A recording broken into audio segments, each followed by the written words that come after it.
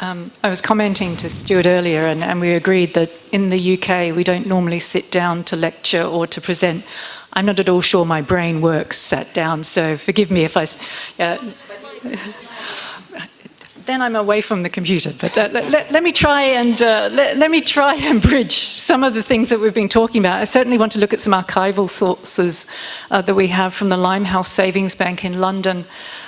They were found in a church basement in the early 1980s. The full run of the ledgers from 1818 to 1876.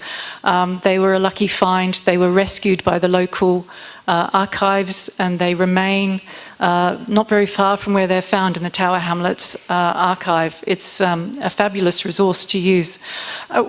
We're interested in the Limehouse Savings Bank because I think it addresses a couple of the questions that have been floating about. The savings banks in England and Wales were not innovative in terms of financial instruments. In fact, they were seen, and they are still seen by financial historians, of no interest at all, really, because they were not productive pieces of the banking system. They didn't give loans. The money that they recovered from, or was deposited with them, was deposited with the Government Office for National Debt. So they weren't, in many financial terms, productive sources of finance within the economy. What they were innovative in terms of philanthropy, and that is very much their history. And I think that's a real shame, because if we look at the financial details of savings banks in England and Wales in this 19th century period, then what we see is a difference between what legislators and policymakers think they're doing with an institution and what the people who use them do. And I think when we're talking about innovation and policy, it's really quite interesting to think about who's doing the innovating at any particular time, because I think my argument is going to be that the depositors in this period were the innovative ones. So the Limehouse was founded as the Limehouse Provident Institution for Savings in 1816. It's situated in that part of London that is familiar to you if you watch the soap opera EastEnders, because that map is virtually mapping the area that we're particularly interested in. It has a maritime history. That is where the ships came in to unload their cargoes in the 19th century, and certainly before that time, it was where ships were made. It's at the intersection of important road networks and transport networks. It was also the start of the canal system, which took goods into the Midlands and into the north of England. So to have a savings bank there for the workers and industrial skilled craftsmen was a particularly interesting place to look at banking. From the 1820s, there was a rapid expansion in housing in Limehouse, and we're starting to see people move in that are very different to what was there before. Limehouse district, as it stands now, is one of the most socially deprived and has most of the social inclusion and exclusion problems that will be familiar to a lot of you who talk around social deprivation and finance. It is still ranked one of the lowest social indicators in the UK. It's the sort of place that if you bought a house, your parents may look aghast at you at the thought of moving to that night. It's wrong to think of it like that, because it is and remains, always was, a very diverse economic area, as our banking records show. So one of our main questions when we looked at the individual accounts of people who had savings in the Limehouse Savings Bank in this period was, do savers behave in the way that legislators intend them to? Savings banks were created to stop the poor being a burden on local taxpayers. They wanted them to go away. They wanted them to save their own money. They didn't want to have to fund them through illness or old age. They just wanted the poor to go away. They wanted them to save throughout their lifetime so that they weren't a burden on anybody, but particularly not the burden on the local taxpayers. We looked at a sample year base of 1830. We've got 195 new savers. We have their names, their addresses, their occupations, and any additional marginalia that occurs in the ledgers. In terms of transaction database, from those 195 accounts, we have 3,598 transactions. That's the individual withdrawals and the dates that they were against. And we had running account balances as well. So if you asked me a date in 1832, I could tell you what people had in their bank account that day. This, as I said, it will be a very familiar map to those of you who are soap opera fans. I'm sure that's a very small number in the room. What we were able to do, and if you can see the different coloured dots on that map, the orange dots are women savers, the blue dots are male savers. We have white dots for joint accounts, joint married accounts, joint accounts with your mates who were in the shipyards with you, and we have the locations of the bank. So the one we're particularly interested in is that blue star somewhere below the Roman numerals you can see. And you can see its rival bank, the Bow Savings Bank, which is less than a mile away. That's its main competitor up until about the 1830s. So we were able to look at people on the map in terms of their residential address when they first registered with the bank and try and work out their proximity to the bank, because what we wanted to know was, if you lived closer, did you bank more often? So we've got lots of questions like that to ask of the data.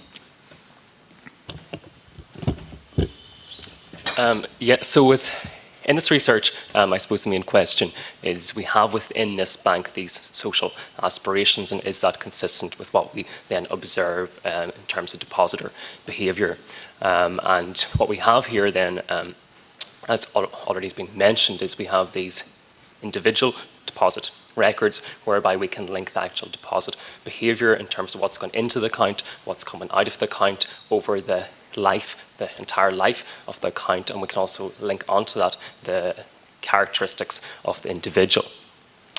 Now, hopefully here you're able to make out, you'll see here that I've organised some stats. Now, this applies to everybody, males and females, and then there's some core characteristics that we have chosen out here. Now, I should mention a few things. The first is that each of these, for example, obviously you can be male and be a servant as well. So they aren't, if you're in one bar, in essence, you can also be in another as well. Also, all of the figures here are in pence, and it's in old money as well. So at this point you had about 240 pence, or you did have 240 pence in a pound. And also, so you have some idea of how much that's worth now. A pound in 1830 is now worth about £105. So there's this large rise in value over time. But hopefully this gives you some illustration here that we do see across different groups of savers that they're using it for a different reason. So for example, if you look at the opening balance, what you'll see is that there's a large gap between males and females in terms of opening balance, but actually that's masked a lot because you have this really high bar for a widow. So what we observe in that case is that they tend to make these very large initial deposits, and then that account is depleted over time. On the other hand, then, if we look to groups like if you're a child or if you're a servant, what tends to happen is that you make these smaller deposits, but you're adding to your account over time. So we see that there's a range of functions that these accounts are being used for. Perhaps some of them are consistent with the aspirations of the founders of the banks, but others are just really what the depositors themselves wanted to use the accounts for. And also, just to mention at this point, what we see is that some of the balances here, if you think about these in today's terms, are very large. So this really fits with the idea that, in some sense, that these banks for the poor are being hijacked by a more affluent class than for which they were intended. Now, there's more of this in the paper itself. We've also organised it. We can also just look within females as well and organise and compare there as well. So, for example, I'll not go through it all because we're constrained for time, but one of the things that we notice is if you're a married woman versus a single woman, we notice that a married woman makes more deposits and withdrawals, consistent with this idea that she's going to be helping to manage the household. So we do see patterns that are consistent then with an individual's life cycle, and perhaps then Linda will elaborate more on that now. Yeah, so just to look quickly, because we can use some early census data, we can look at individuals that we identify with their ledgers. What we were really trying to work out was some of these theses about when people saved, and was it when children were teenagers and contributing to households and things like that. So we're particularly interested, so those little orange dots are the birth of children in the historical record. And what this is only a handful of savers out of 195, but you can see accounts being held not in the classic times that the regulators would want them to be held. They are not held from childhood right through to retirement. In fact, we've got quite a few of our savers who are actually starting to deposit later in life for short periods of time. And we certainly see people saving up to marriage, sometimes beyond. We can see women transition into marriage and keep their accounts. But at least the ones we've looked at so far, we haven't seen any particular life cycle events that you would want to see if you were a legislator in 1818. They're being used at different times and times that are really quite interesting in terms of how we might think about this in terms of social history as well. Just this slide here. 1 minute. So I think this is a work in progress. At the moment, we've only focused on 1831, but moving forward, we hope to look at other years. I think one of the main things moving forward is to think not just beyond individual depositor behaviour, but to also think about how do these external shocks. So, for example, what happens if you have a disease in the area? We also have the arrival of the post office savings bank in 1860 or 1861, and think about how does that impact who tends to move to this new institution. Of course, it's a very interesting question, but there's lots of other things we can ask, and there's more details on it in the paper. So thank you for listening. Thank you.